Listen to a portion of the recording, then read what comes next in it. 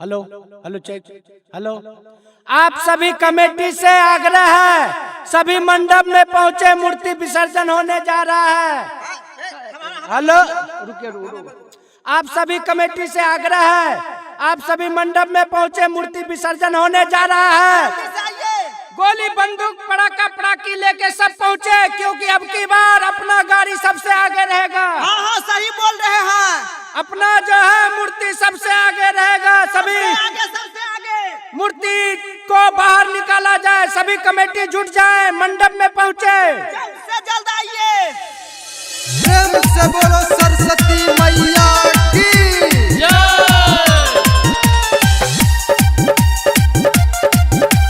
DRK recording studio Mohanpur. Music by Mukesh Sharma. अब की बारी पिछन है गाड़ी,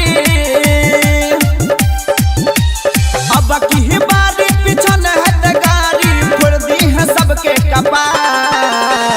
हेलो ट्रैक्टर लेके मंडप में पहुंचिए जल्दी। होते भाषण में मार जे बोलते रे सार, होते भाषण में मार जे बोलते रे सार, होते भाषण में मार जे बोलते रे सार, होते भाषण में मार जे बोलते रे सार। अब की बारी पिछन है गाड़ी,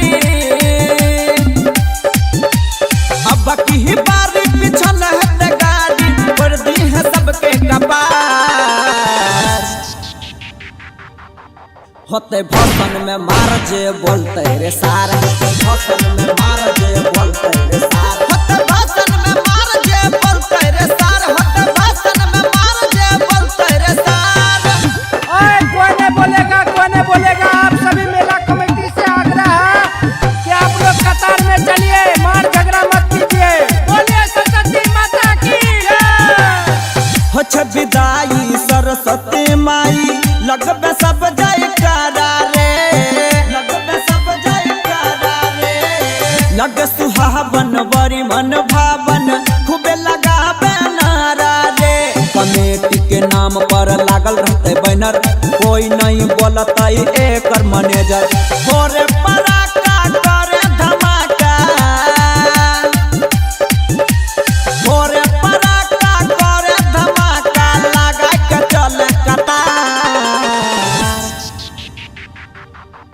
होते भाषण में मार जे बोलते रे सार, होते भाषण में मार जे बोलते रे सार, होते भाषण में मार जे बोलते रे सार, होते भाषण में मार जे बोलते रे सार। Hello hello hello. आप सभी कमेटी से आग्रह है, महिलाओं के तरफ पुरुष को नहीं जाने दे, महिलाओं को एक तरफ लेके चलिए, मार दंगा शांत करते हुए चलिए। डीजे पर बाजत रहता है खाली मैया जी के गाना रे, मैया जी के गाना रे। रूपेश रणधीर कृष्णा भैया कोई न करत माना रे। अपन अपन रखिए सब को लिपि जाई, खुशी से देवे माई के मूर्ति भसाई। कोई जहती करत रंगदारी, कोई जहती करत रंगदारी, नीरज कर दी है बेरा पार। होते भाषण में मार जे बोलते रे सार, होते भाषण में मार जे बोलते रे सार, होते भाषण में मार जे बोलते रे सार, होते भाषण में मार जे बोलते रे सार। DRK recording studio Mohanpur.